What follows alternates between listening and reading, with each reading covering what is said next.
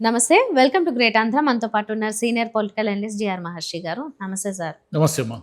Sir, ఈ మధ్య కాలంలోనే చంద్రబాబు నాయుడు గారు కొలికిపూటి గారికి, అలాగే కేశినేని చిన్ని గారికి మధ్య ఉన్న ఏదో వ్యవహారం కూర్చోబెట్టి మాట్లాడారు, చక్కదిద్దారు. మళ్ళీ రాలేదు అనుకున్నాము. సైలెంట్‌గా ఉంటూ మళ్ళీ ఆయన కొలికిపూటి గారు బాంబు పేలుస్తూ వాట్సాప్‌లో స్టేటస్‌లు పెట్టుకున్నారు. పేకాట క్లబ్ కోసం ఆఫీసా? నువ్వు దేనికి అధ్యక్షుడివి? ఏదో నైట్ క్లబ్‌లు, డే అండ్ మ్యాచ్‌లు నడుస్తున్నాయి. ఇట్లా ఏంటేంటో ఆయన్ని ప్రశ్నిస్తూ మళ్ళీ పెట్టారు.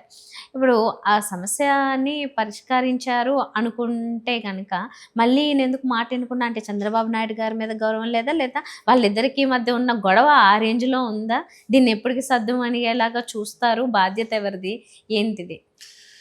చంద్రబాబు నాయుడు గారు ఏం చేయాలా? హ్మ్. ఆయన ముందు 2 ఆప్షన్లు ఉన్నాయి. ఒకటి, కొలికిపూడి గారు చేసిన ఆరోపణలు నిజమైతే చిన్ని పైన చర్యలు తీసుకోవడం. హ్మ్.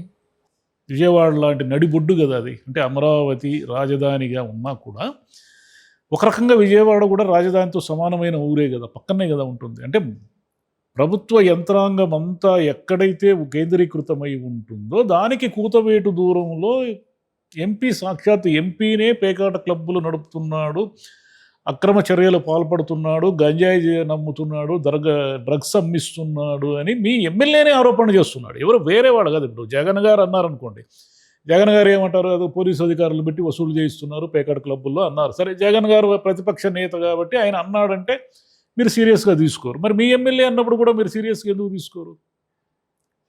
కేశినేని చిన్ని గారు నిజంగా అక్రమాలకు పాల్పడతా ఉంటే ఆయన మీద చర్య తీసుకోవాలి. లేదు, కొలికిపూడి గారు చేస్తున్నవన్నీ అసత్య ఆరోపణలే అయితే కొలికిపూడి గారి మీద చర్య తీసుకోవాలి. ఆయన పార్టీ నుంచి సస్పెండ్ చేయడము ఏదో ఒకటి చేయాలి. ఈ 2 చేయడం లేదు. ఈ 2 చేయడం లేదంటే కొలికిపూడి గారు చెప్తున్నవన్నా నిజాలై ఉండాలి, కేశినేని గారు చెప్తున్నవన్నా నిజాలై ఉండాలి. 2 నిజాలై ఉండే అవకాశం లేదు. మీ పార్టీలోనే, మీ అమరావతికి కూతవేటు దూరంలో ఉన్నటువంటి విజయవాడలోనే నడిబొడ్డుని ఈ అక్రమాల అరాచకాలు జరుగుతూ ఉంటే మీరు ఇప్పటికీ కూడా ఇంకా వైసీపీ హయాంలో గంజాయి విజృంభించింది, వైసీపీ గంజాయి రాజ్యం చేసింది, వైసీపీలో గంజాయి బ్యాచులు తిరిగాయి, ఏడన్నా క్రైమ్ జరిగితే చాలు వీడు వైసీపీ వాడు, ఏడైనా ఏమైనా గంజాయి దొరికితే చాలు ఓహో వైసీపీ వాళ్ళ హయాంలో చెలరేగిపోయారని సాక్షాత్ చంద్రబాబు నాయుడు గారే అంటారు. నెల్లూరులో ఎవరో లేడీ డాన్ ఉన్నారంట, ఆమె వైసీపీ ఆమె. మరి వైసీపీ ఆమె అయితే 18 నెలలుగా ఆమెను అరెస్ట్ చేయకుండా గంజాయి ఎందుకు అమ్ముతూ ఉంటే మీరు కళ్ళతో చూస్తున్నారు? 18 నెలలుగా ఒక పెద్ద నెట్వర్క్ ఏర్పాటు చేసుకుని ఆమె గంజాయి అమ్ముతూ ఉంటే, జిల్లా మొత్తం పక్క రాష్ట్రాల్లో కూడా అమ్ముతూ ఉంటే, స్టూడెంట్లందరినీ నాశనం చేస్తూ ఉంటే, మీరంతా అభివృద్ధి దిశగా ప్రయాణిస్తున్న వాళ్ళు మీరు ఎందుకు చూసి చూడనట్టున్నారు? ఎందుకు 18 నెలల నుంచి గంజాయి అమ్ముతున్న వాళ్ళని మీరు కనిపెట్టలేకపోయారా? పట్టుకున్న తర్వాత వీళ్ళు వైసీపీ వాళ్ళు అంటే పేకాట క్లబ్బులు నడుస్తున్నాయి అనేది ప్రధానమైన ఆరోపణ. వైసీపీ వాళ్ళు చేస్తున్నదే కాదు, చాలామంది చేస్తున్న ఆరోపణ ఏమిటంటే రాష్ట్రములో అనేక చోట్ల పేకాట క్లబ్బులు నడుస్తున్నాయి, వీటికి తెలుగుదేశం నాయకులే అండగా ఉన్నారు అనేది ఆరోపణ. మరి నిజమో కాదో తేల్చుకోవాలి కదా. బెల్ట్ షాపులు అప్పుడు ఏదో ఓవని బెల్ట్ షాపుల్ని సమూలంగా నిర్మూలిస్తామని మీరు ప్రకటనలు ఇచ్చారు, పోయాయా? ఎక్కడ చూసినా ఉన్నాయి కదా, దొరుకుతూ ఉంది కదా మద్యం, ఎక్కడ పడితే అక్కడ, ఏ టైంలో పడితే ఆ టైంలో దొరుకుతూ ఉంది కదా. తిరుపతి లాంటి ఊర్లో తెల్లవారి కూడా దొరుకుతుంది. తెల్లవారి 5 గంటలకే వైన్ షాప్ తెరిచి అమ్ముతున్నారు. అది ఆయన ఎవరు? వైసీపీ వాళ్ళు నిరూపించారు కదా, వీడియో తీసి చూపించారు కదా. మరి ఎందుకు మీ మద్యం సిండికేట్లో మొత్తం తెలుగుదేశం నాయకులే కదా ఉన్నారు, లేరా? మరి మీరు మద్యం వ్యాపారంతో మీకేం పని? మీరు ప్రజానాయకులు కదా, ప్రజా జీవితంతో కదా మీకు పని. ఈ అక్రమాలన్నిటి మీకు ఏం సంబంధం అని అనాలిగా చంద్రబాబు నాయుడు గారు. అవిగా ఆ మాటలు చెప్పకుండా ర్యాంకులు ఇస్తే ఏం ప్రయోజనము?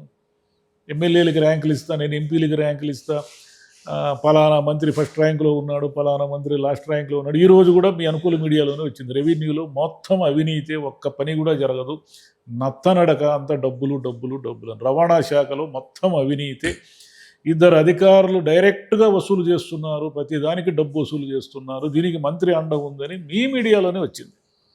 సాక్షిలో వచ్చింటే సాక్షి వాళ్ళు కడుపు మంటతో ఏదో నోటికి వచ్చింది రాస్తారని వాళ్ళ మీద ఆధారాలు చూపించండి అని ఐటర్ గారి మీద పోయి కేసు పెడతారు, పోలీసు వాళ్ళు పోయి ఆయన మీద కేసు పెడతారు. సరే, సాక్షిలో రాలేదు, ఇప్పుడు మీ అనుకూల మీడియాలోనే వచ్చింది. మరి మీరు కేసు పెట్టాలి కదా, మీరు ఆధారాలు చూపించండి, మంత్రి ఎలా వసూలు చేస్తున్నాడో, రెవెన్యూ శాఖలో ఎవరెవరు వసూలు చేస్తున్నారో మీరు అడగాలి కదా. ఎక్కడ అడుగుతున్నారు? మీ అనుకూల మీడియాలో వచ్చిన వాటి మీద మీరు ఏ చర్య తీసుకోరు. మీ ప్రతికూల మీడియాలో వస్తే మాత్రం వెంటనే పోలీస్ కేసులు పెట్టి నోటీసులు ఇచ్చేసి అరెస్టులు చేస్తారు. అట్లట్లా అంటే ర్యాంకులు అనేటివి మీరు ఫైళ్ళు క్లియర్ చేస్తే ర్యాంకులు కాదు ఇవ్వాల్సింది. అవినీతికి పాల్పడనటువంటి మంత్రులు, అవినీతికి పాల్పడనటువంటి ఎమ్మెల్యేలు, ఎంపీలకు మీరు ర్యాంకులు ఇవ్వాలా. అది కదా ర్యాంకులు ఇవ్వాల్సింది. నేరుగా పేకాట క్లబ్ నడిబొడ్డున అనేది కొండ పర్రో ఏదో అక్కడ కొండ పర్వ అనే దగ్గర నేరుగా పేకాట క్లబ్ నడుపుతున్నావు స్వామి, నువ్వు మామూలుడు కాదు, నువ్వు పేకాట సంఘానికి అధ్యక్షుడు అన్నట్టుగా ఆయన మీ ఎమ్మెల్యే పెట్టాడు. అది ఈరోజు వైరల్ అయ్యి హాస్యాస్పదంగా ఉంది. దానికి సమాధానం చెప్పాలి కదా. ఎట్లా ఏనికి సమాధానం చెప్పకపోతే ఎట్లా? విషయం ఏంటంటే నేరుగా అడ్రస్లు అన్ని డీటెయిల్స్ అన్నీ చెప్తున్నా కానీ ఎలాంటి యాక్షన్ లేదు. ఇది ఇంకా విచిత్రం. ఎవరి మీద యాక్షన్ తీసుకోవాలి? వాళ్ళు ఎంపీ గంజాయి అమ్ముతున్నాడు అని చంద్రబాబు నాయుడు గారు యాక్సెప్ట్ చేయలేరు కదా. ఎలా చేస్తారు? ఆయన పరువు పోతుంది కదా. పోనే దాన్ని ఏదో రకంగా వాళ్ళ మధ్య సమస్య పరిష్కరిస్తారంటే అది కూడా పరిష్కరించారు. నిరంతరము వాళ్ళు ప్రెస్కి, మీడియాకు లేదా ఇంకేదో సోషల్ మీడియాలోనూ నిరంతరం ఏదో ఒకటి ఒకరి మీద ఒకరు ఆరోపణలు చేసుకుంటూనే ఉంటారు. అది ఎట్లా అంటే చంద్రబాబు నాయుడు గారు చేయాల్సింది ఏమిటంటే, ఈరోజు కూడా ఆయన ఏమన్నారు, డబ్బులతో మనం గెలవలేము, ప్రజల మధ్యన ఉంటే గెలుస్తాము అన్నారు. ఈరోజు నిన్న క్యాబినెట్ మీటింగ్ తర్వాత ఆయన పిచ్చాపాటి కాఫీ చాటో ఏదో చేశారు. చేసి ఆయన ఏమన్నారు, డబ్బులతో మనం గెలవలేమయ్యా, ప్రజలతో సత్సంబంధాలు ఉంటే గెలుస్తాము అన్నారు.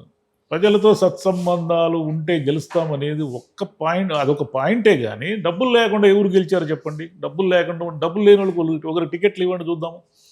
10 నియోజకవర్గాల్లో 29 ఎన్నికల్లో డబ్బులు లేవండి, ఇతనికి ప్రజలతో మంచి సంబంధాలు ఉన్నాయి, ప్రజలు ఎక్కడ చూసినా ఈయన్ని ఆదరిస్తారు, ఈయన ప్రజలు గుర్తుపడతాడు, ప్రజల్ని ఈయన ప్రతి మనిషిని గుర్తుపడతాడు అని ఒక క్యాండిడేట్ ఎవరన్నా ఉంటే అతనికి టికెట్ ఇవ్వండి చూద్దాము. ఎట్టి పరిస్థితుల్లో ఎవరు 50 కోట్లు 100 కోట్లు ఉంది నేను ఖర్చు పెట్టుకోగలను అనే వాళ్ళకే టికెట్లు ఇస్తారు. మరి ఎందుకు ఈ ఉపదేశాలన్నీ? డబ్బులు లేకుండా గెలిచిన వాళ్ళు ఎవరున్నారు మీ పార్టీలో? పేరు చెప్పండి చూద్దాం. మరి ఎందుకు ఊరికి ఉపదేశాలు, మీడియా కోసం ఉపదేశాలన్నీ ఎందుకు? అసలు విషయాన్ని మీరు రోగం ఎక్కడుందో గుర్తించి మందు వేయాలి. కానీ రోగమే లేదా, అంత మేము చాలా ఆరోగ్యంగా ఉన్నాం, మాది హెల్తీ గవర్నమెంట్ అని మీరు అనుకోవడం వల్ల ఏమిటి ప్రయోజనం? అండ్ నాకు ఒక సందేహం ఏంటంటే 49 మందికి ఏమో నోటీసులు అవి ఇచ్చారన్నారు కదా, ఏమైంది అది? అంటే వాళ్ళలో వీళ్ళు ఉన్నారా లేరా, లేకపోతే వాళ్ళ పనులు వేరే వీళ్ళ పనులు వేరే అని అనుకుంటూ ఉన్నారా? భయం లేదా ఏంటని? అవి ఒకరోజు మీడియాకి రాసుకోవడానికి పనికొస్తాయి ఈ నోటీసులు ఇవన్నీ. నోటీసులు ఇస్తే ఏం చేస్తారు వాళ్ళు? చంద్రబాబు నాయుడు గారు నోటీస్ ఇచ్చారు ఎమ్మెల్యేకి, ఏం చేయాలి ఆ ఎమ్మెల్యే? 29 ఎన్నికలు డబ్బులు కావాలి కదా. డబ్బులు ఎక్కడి నుంచి వస్తాయి? రోజు ప్రజల మధ్య తిరిగితే డబ్బులు వస్తాయా? ప్రజల మధ్య తిరిగితే డబ్బులు ఖర్చు అవుతాయి, డబ్బులు రావు. డబ్బులు రావాలంటే ఏం చేయాలా? వ్యాపారాలు చేసుకోవాలా, లేదా వేరే అక్రమాలు చేసుకోవాలా, ఇలా దందాలు చేసుకుంటే డబ్బులు వస్తాయి. మామూలుగా డబ్బులు రమ్మంటే ఎట్లా వస్తాయి? మీరు చెప్పినట్టు ప్రజల్లో తిరుగుతూ ఉంటే ఏమొస్తాయి? జోబులు ఖాళీ అవుతాయి. అంటే ప్రజలకి నేరుగా కనిపించిన వాళ్ళకే నోటీసులు ఇచ్చారు, వీళ్ళేమో రచ్చకెక్కి ఏం చేస్తున్నారో చెప్పుకుంటున్నారు ఒకరికొకరు అలాగా. మరి వీళ్ళ మీద యాక్షన్ తీసుకోకుండా ఫస్ట్ సైలెంట్గా ఉన్న వాళ్ళకి నోటీసులు పంపి ఆ సైలెంట్గా జరిగే విషయాల్ని ఎక్కువ ఫోకస్ చేయడం వల్ల ఉపయోగమే ఉంటుంది పార్టీ. ఏం జరగాలంటే రేపు చూడండి, రేపు వార్తలు వస్తాయి. చంద్రబాబు నాయుడు గారు చాలా సీరియస్గా తీసుకున్నారు ఈ విషయాన్ని, నేను క్రమశిక్షణ రాహిత్యాన్ని క్షమించను అని ఏదో అన్నట్టుగా వార్తలు వస్తాయి. ఈరోజు కూడా క్యాబినెట్ మీటింగ్కి లేటుగా వచ్చిన వాళ్ళని ఆయన సీరియస్గా మందలించాడు. ఏమన్నారు? అదే టైంకి రాకపోతే ఎట్లా మీరు? అది టైంకి రావడము రాకపోవడం కంటే కూడా సీరియస్ విషయం ఏమిటంటే, ఒక ఎమ్మెల్యే కానీ మంత్రి కానీ వీళ్ళు అవినీతికి పాల్పడుతున్నారని బాహాటంగా చెప్పడం అనేది సీరియస్ విషయం. దాని మీద చర్య తీసుకోకుండా టైంకి మీటింగులకు టైం రావడం అనేది కరెక్టే. కానీ టైంకి వచ్చినంత మాత్రాన వాళ్ళు మంచి మంత్రి మంచి ఎమ్మెల్యే అని కాదు. Thank you.